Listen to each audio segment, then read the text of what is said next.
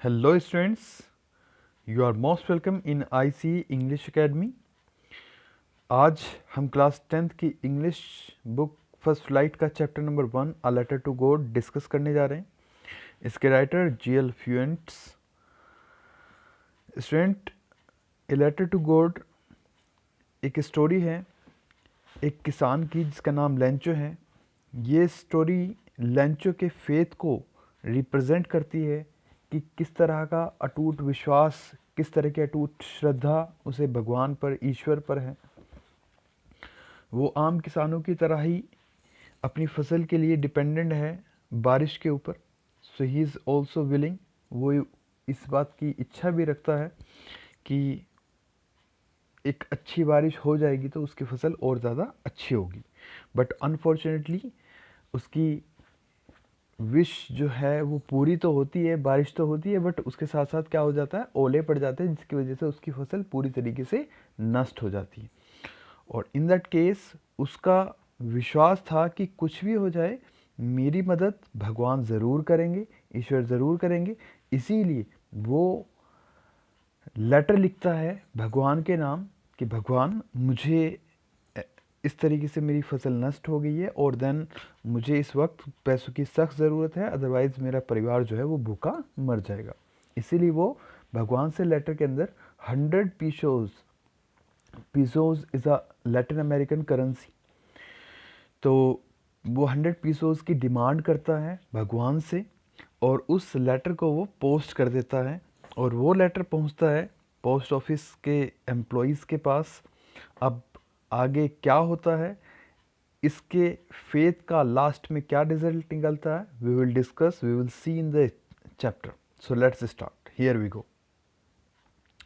The house, the only one in the entire valley, set on the crest of a low hill. Student, यहाँ पर Lencho के घर के बारे में डिस्क्रिप्शन दी गई है। The house, the only one in the entire valley. Entire means complete, पूरी। वैली मीन्स घाटी। तो एक पूरी घाटी है, एक पहाड़ी इलाका है जहाँ पर ये इकलौता घर है। Set on the crest of a low hill.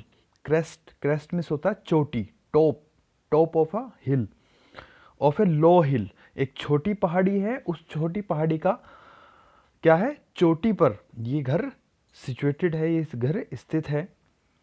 From this height, और इस ऊंचाई से one could see the river and the field of ripe corn.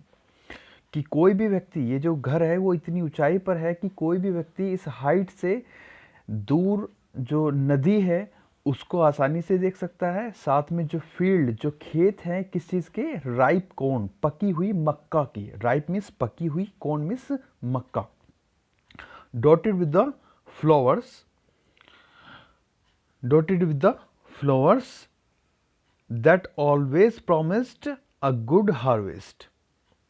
तो यहाँ पर कहा गया है कि वो हाइट जो है उसकी घर की वो इतनी है कि वहाँ से आसानी से नदी को, खेतों को देखा जा सकता है।